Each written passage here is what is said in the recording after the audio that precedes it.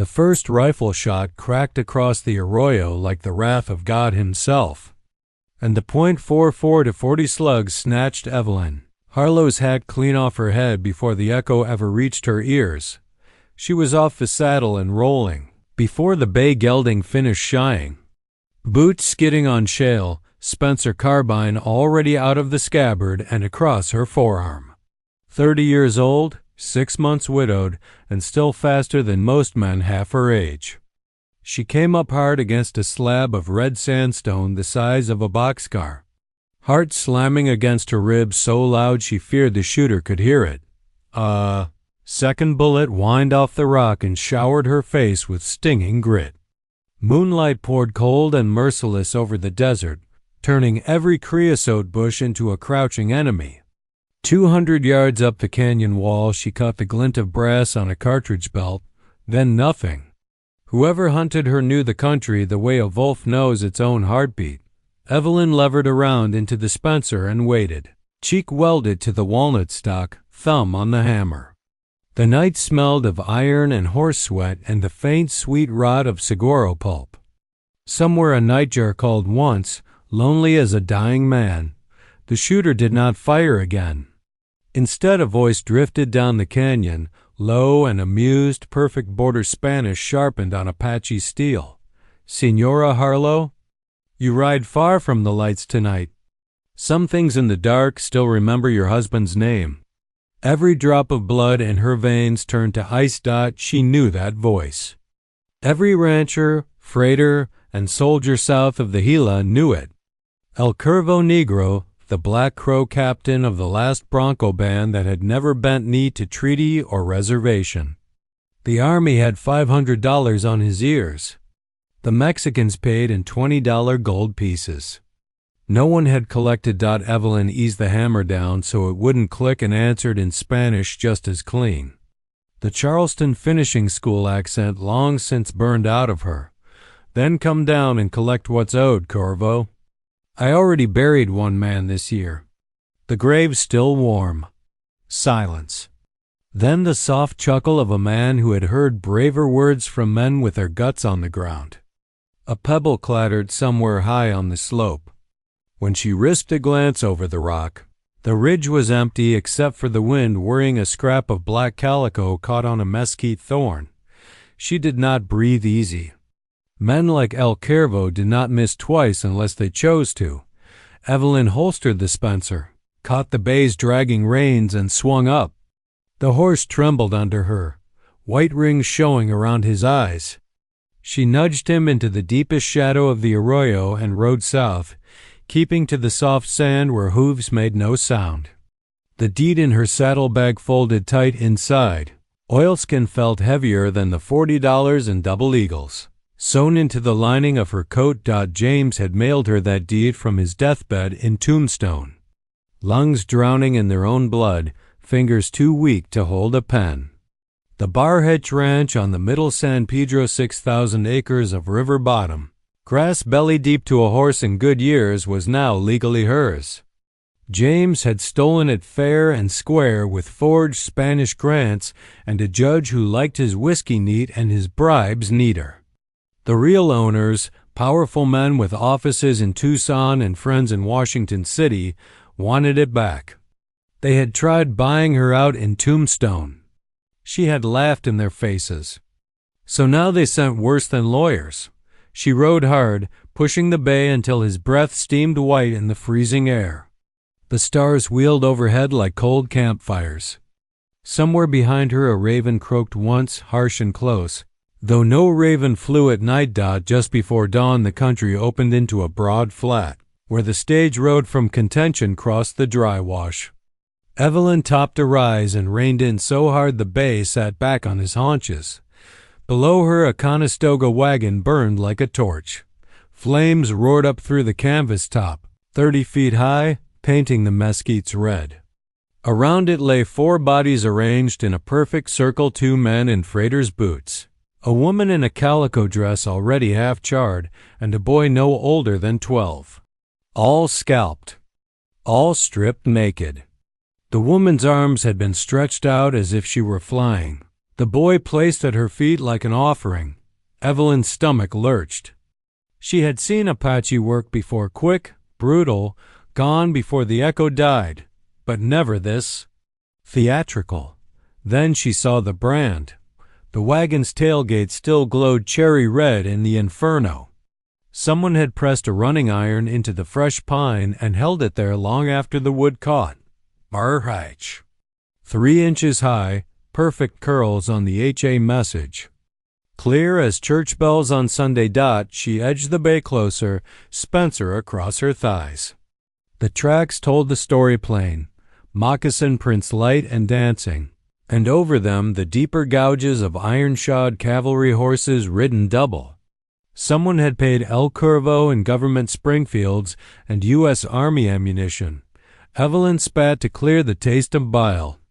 James had sold guns to Apaches before both sides, any side, as long as the gold was heavy.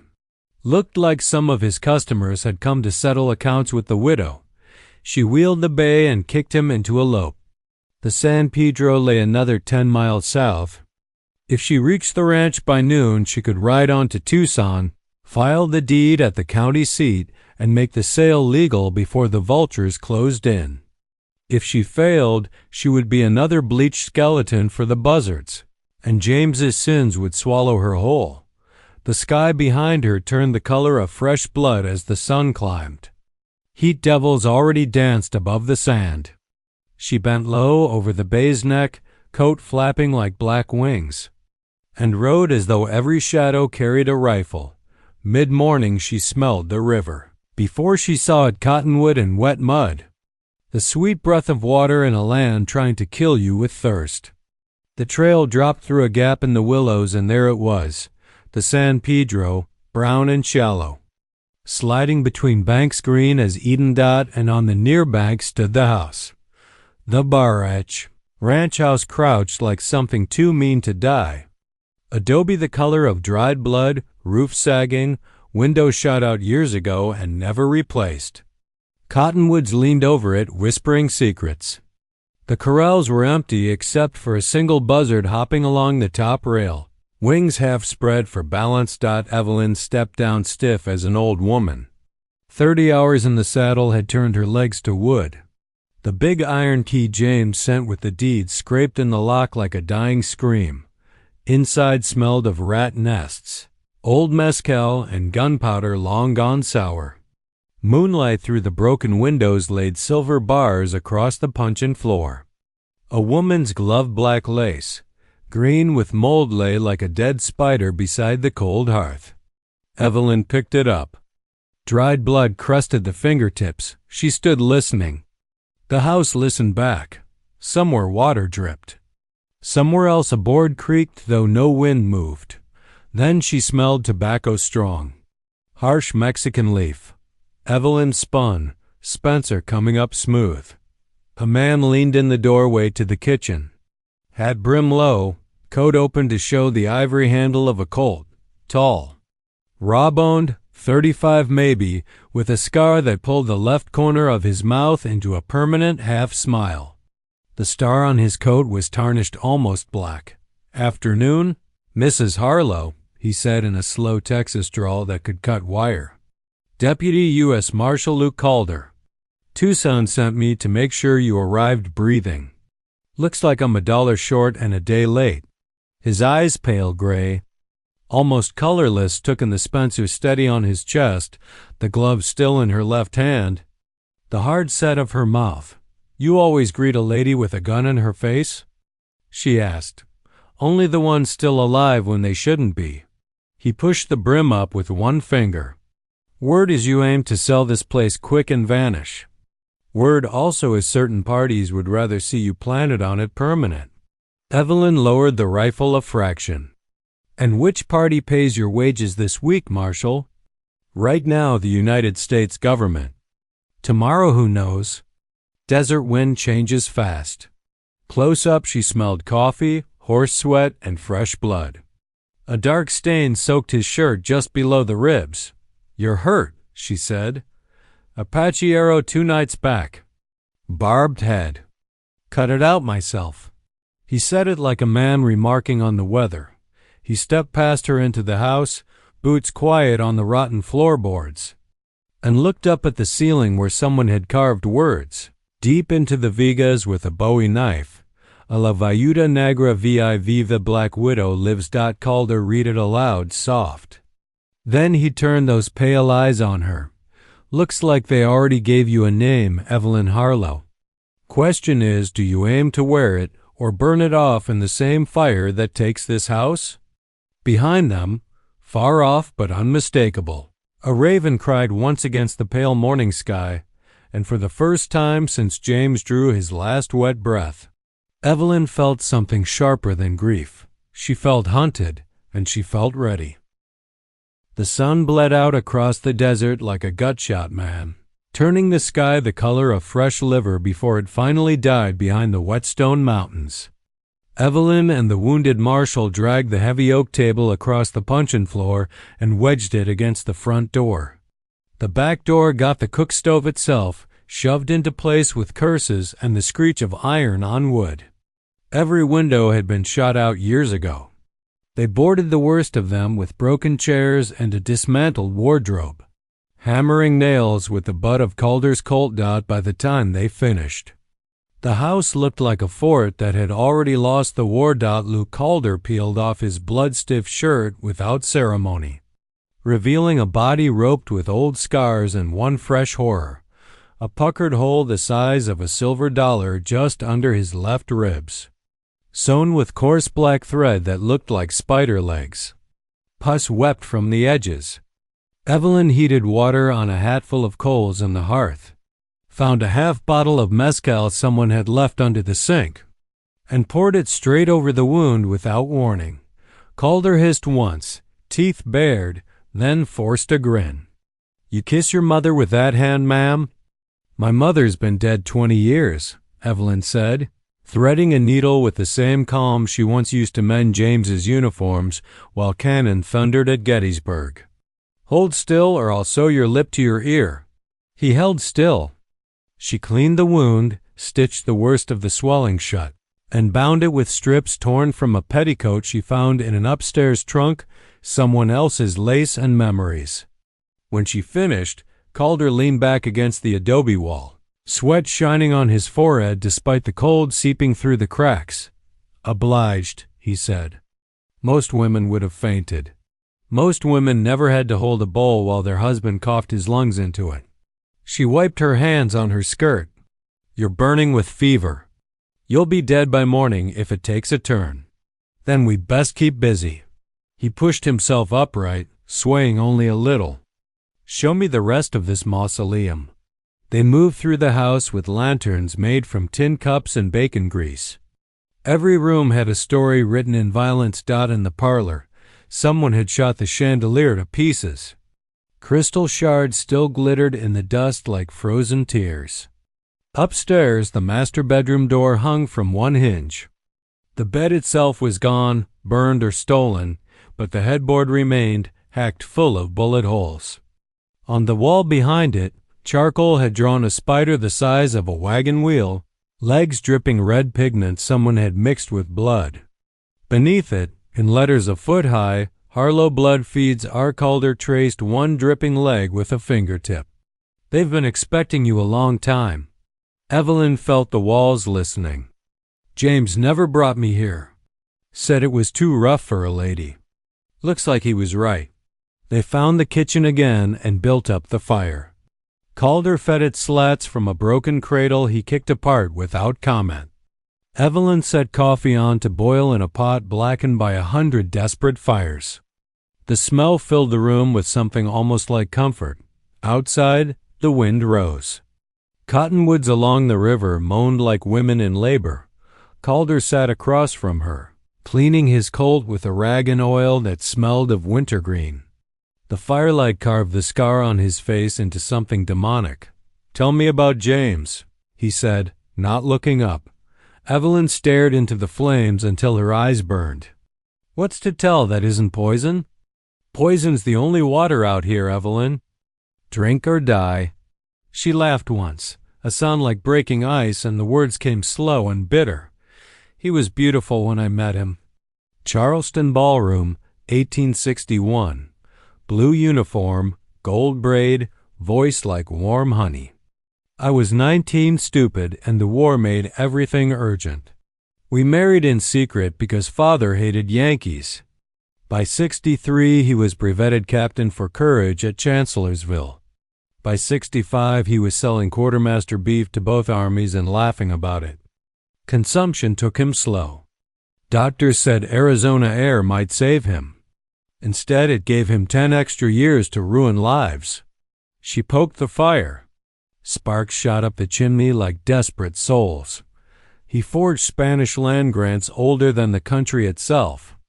Ran Mexican silver across the border in coffins.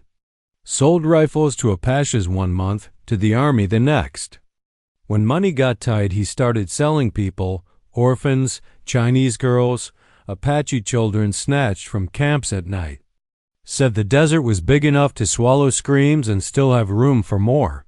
Calder's hands never stopped moving over the Colt, but his eyes lifted to hers. Last thing he did, she whispered, was sign this ranch over to me. Said it was payment for the years I wiped blood from his mouth and lied to the priest about his soul. I think he just wanted me to carry his curse when he was gone. The fire popped. Somewhere above them a board groaned, though no weight had moved. Calder clicked the Colt shut and spun the cylinder once. Soft and deadly. That deed in your saddlebag, he said. It's not the only copy, is it? Evelyn met his gaze. There's another filed in Tucson. James was thorough. Then why ride here at all? Because the men he stole from don't trust paper. They trust blood. They need to see me stand on this porch, claim it out loud, dare them to take it. Only then will they pay what it's worth.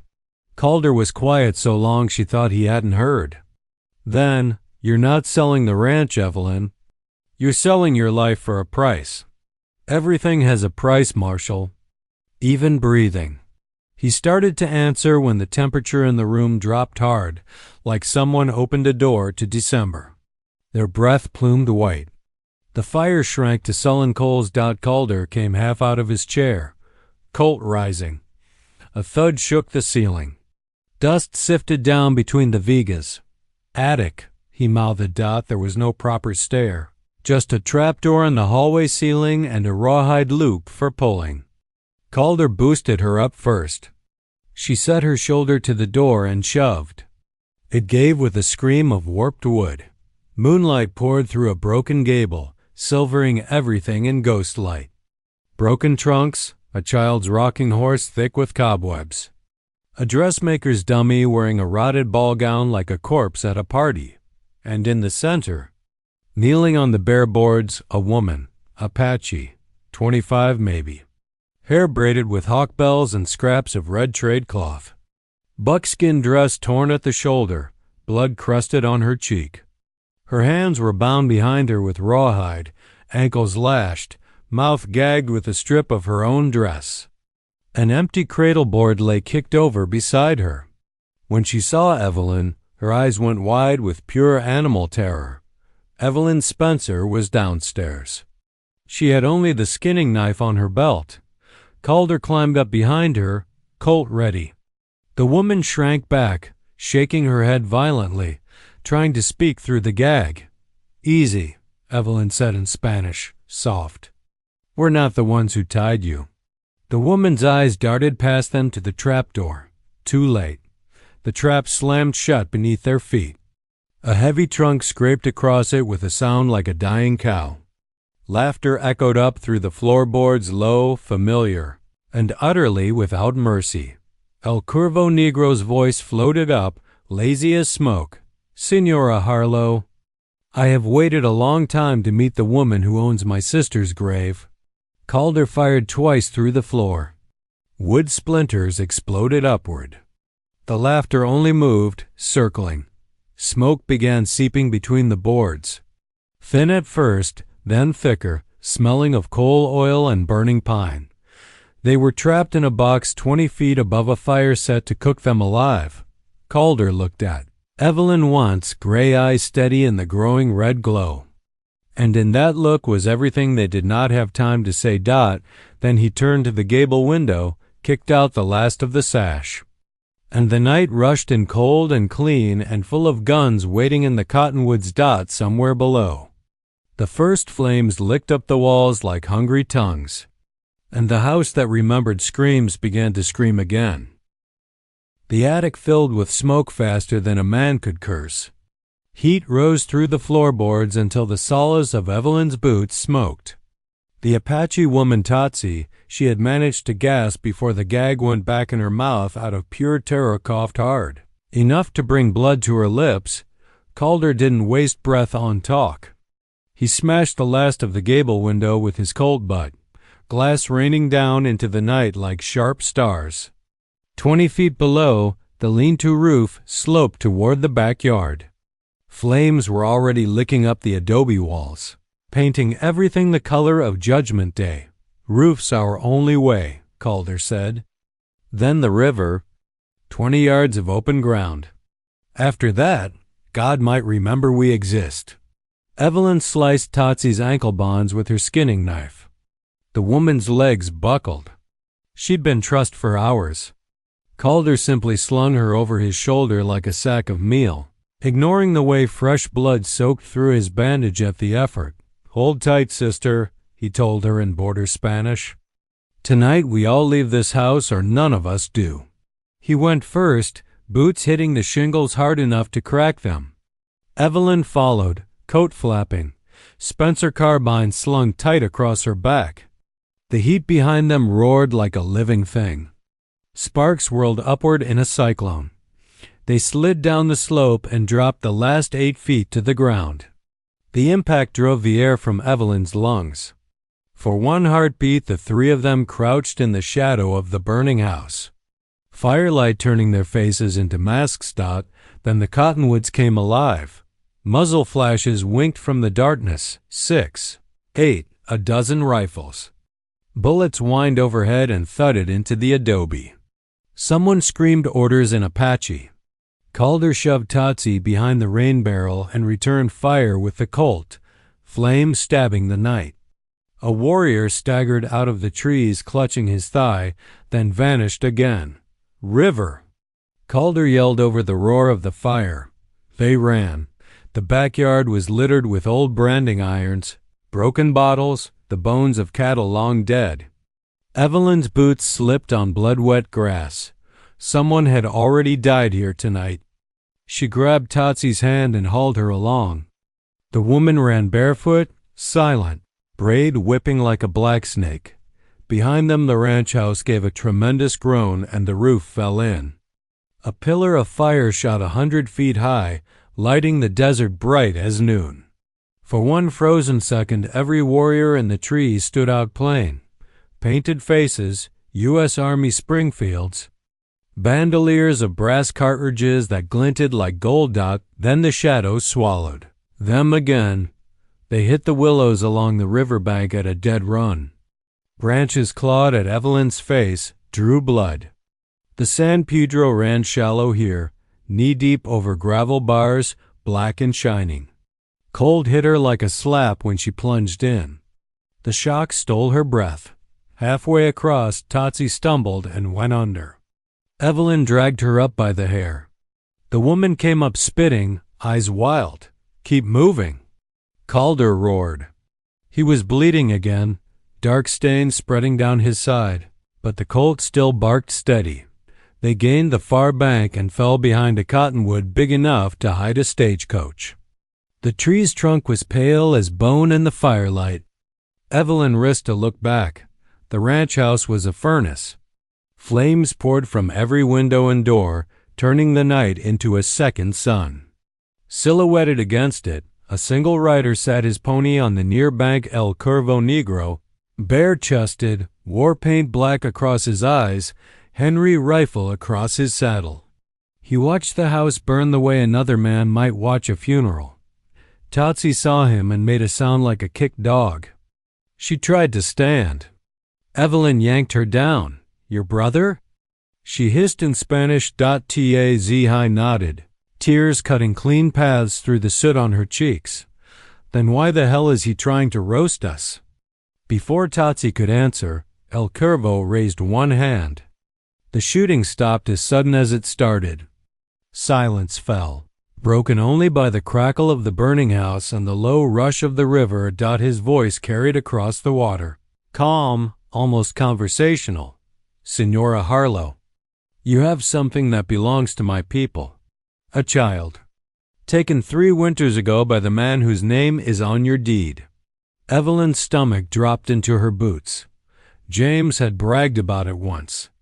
Drunk on laudanum and pain. A little Apache boy, maybe 4 years old, snatched from a camp near the Dragoons.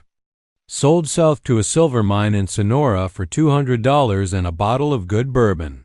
He had laughed until he coughed blood across the sheets. She stood slowly, Spencer hanging loose in her hands, empty anyway. The man who took your nephew is dead, she called back. I buried him myself. I never touched the boy. Lies live in that house, El Curvo answered. Tonight the house dies. Then we speak truth with fire.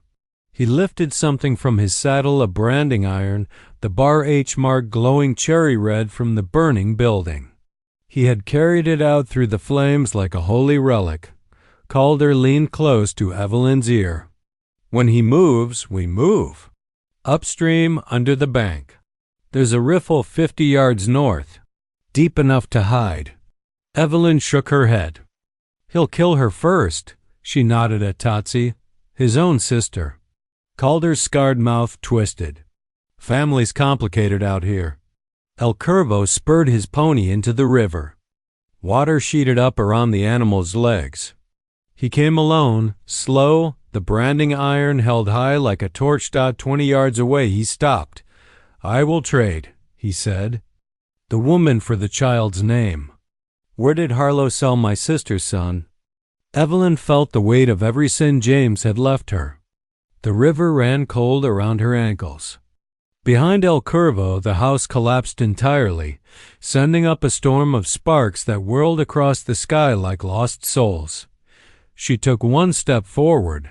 I don't know the name of the mine, she said clearly, but I know the man who bought him. Diego Morales out of Hermosillo. Runs the Santa Lucia works. The boy would be 7 now. Probably still alive. Morales likes them small for the narrow veins. El Curvo stared at her across the water.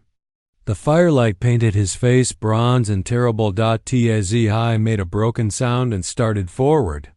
Calder caught her wrist. El Curvo's eyes never left Evelyn. You would give me this name, he said slowly, knowing what I will do with it? I would give you the truth, Evelyn answered. It's the only thing James never left me. For a long moment the only sound was the river and the dying fire. Then El Curvo did something Evelyn never expected. He lowered the branding iron until the red-hot bar edge touched the surface of the water. Steam exploded upward in a hissing cloud. When it cleared, the iron was black and dead.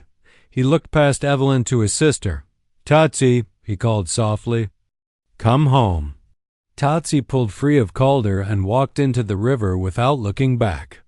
When she reached her brother, he lifted her behind him on the pony like she weighed nothing. She buried her face in his shoulder and sobbed without sound. El Curvo met Evelyn's eyes one last time. The house is dead, he said. Let the land forget the name burned into it. He wheeled the pony and rode upstream along the far bank. One by one, the shadows in the cottonwoods melted away after him. Within minutes, the desert was empty except for the crackle of cooling adobe and the smell of wet ash. Calder sagged against the tree, blood running freely now. Evelyn stared across the river at the ruin. Everything James had stolen, everything he had broken, everything he had left her to carry, it was gone. Burned to bedrock in memory. She felt suddenly, impossibly light. Calder's voice was a rasp. You just bought that boy a death sentence, you know. Morales has 20 gunmen. Let him, Evelyn said. Some debts need paying in blood that isn't mine. She tore another strip from the petticoat, pressed it to Calder's side. "Come on, Marshall. Sun'll be up soon. Long walk to Tucson, and I still got a deed to burn." Behind them, the last timbers of the barrage fell with a sigh, and the San Pedro kept rolling south, carrying ash and old sins toward the sea. But on the far bank, in the biggest Cottonwood, something glowed faintly in the dying light. The fresh brand El Curvo had pressed into the trunk before he quenched the iron. Bar hash, scarred forever into living wood. A promise or a warning, maybe both. The sun came up red as a fresh wound, spilling over the dragoons and turning the San Pedro Valley into a bowl of molten copper. What had been the Barrett Ranch was now a black scar of collapsed adobe and glowing embers. Thin smoke drifted east on the morning wind, carrying the smell of burned pine, scorched hair, and old hate. Evelyn Harlow stood on the far bank with Luke Calder leaning heavy on her shoulder. His shirt was soaked through with blood again, face the color of tallow, but the gray eyes were still clear. Totsie was gone. She had ridden away with her brother before the stars faded, sitting behind El Curvo on the same paint pony that had carried death an hour earlier. No goodbyes. Just a single look back from the woman eyes swollen with tears, mouth set hard, and then the Cottonwood swallowed them. Evelyn didn't blame her. Calder coughed, wet and ugly. "We gotta move before I fall down and you have to drag me like a dead calf." She looked at the ruin one last time. The big Cottonwood on the near bank still stood, trunk pale and scarred where El Curvo had pressed the quenched iron. The barhedge brand smoked gently in the living wood. Bark blistered, sap hissing. She felt the weight of the deed in her coat pocket oilskin packet, edges worn soft from handling. All that remained of James Harlow's empire. "Come on," she said, and started north along the river trail. They walked slow. Calder's arm across her shoulders felt like a yoke. The Spencer was empty, the Colt down to 3 cartridges, and every buzzard in Cochise County was already circling overhead, waiting for them to choose a spot to die. By mid-morning, the fever had him shaking so hard his teeth chattered. Evelyn found a patch of shade under a mesquite, laid him down, and poured the last of their water over his lips. His skin burned like stove iron. "Leave me," he rasped. "Ride hard. Tucson's only 20 miles. I didn't drag you out of a burning house to plant you under a bush," she said. "Shut up and breathe." She left him there with the Colt across his chest and walked upstream until she found a Pima Camp 3 wickiups, smoke curling lazy, a woman grinding mesquite beans on a metate. Evelyn bartered her spare shirt and the silver concho off her hat for a clay olla of water and a pouch of pinole. The woman took one look at the blood on Evelyn's skirt and made the sign against evil. But she took the trade.